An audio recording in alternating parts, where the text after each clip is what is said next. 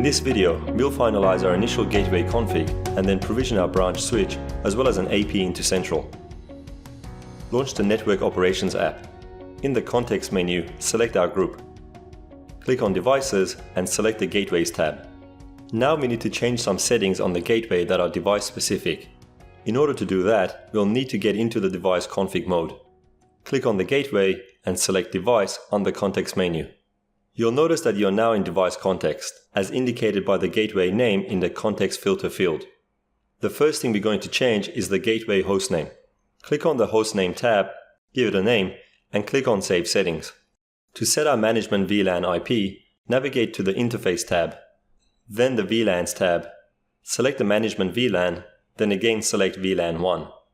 Set the static IP address and subnet mask. Enable the Act as DHCP server option.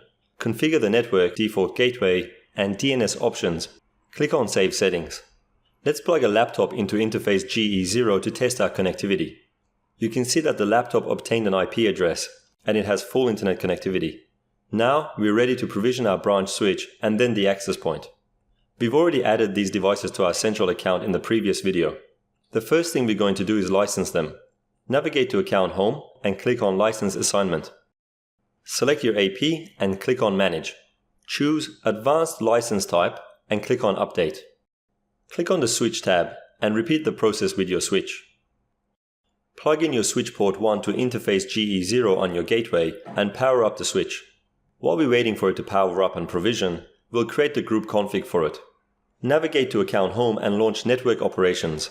Using the context filter, select your branch group. Click on Firmware in the context menu. Select the Switches tab and click on Set Compliance. Enable Set Firmware Compliance.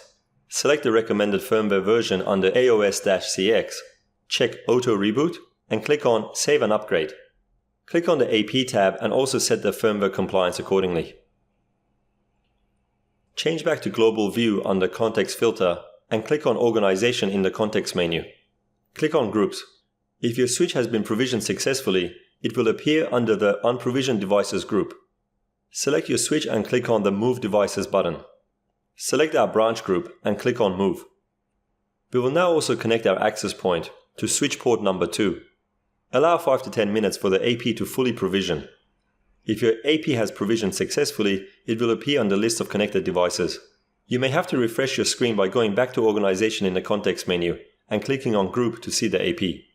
Select your AP and click on the Move Devices button. Select our branch group and click on Move. The AP will now download and apply the group config. It may also reboot in order to upgrade its firmware. We have now provisioned all 3 network devices into our group. Let's associate our switch and AP to our office site. Click on the back button. Click on Sites. Select and drag our switch and the AP into our office site. In the context filter, select the office site and click on the Topology tab. You may have to give it a few minutes for topology to build, then refresh your browser. We have now successfully provisioned our gateway, switch and an access point into Central. In our next video, we'll configure and test our LAN interfaces. For more how-to videos, please visit phoenixpro.club. Please click like and subscribe to stay up to date with all our latest content. Thank you for watching.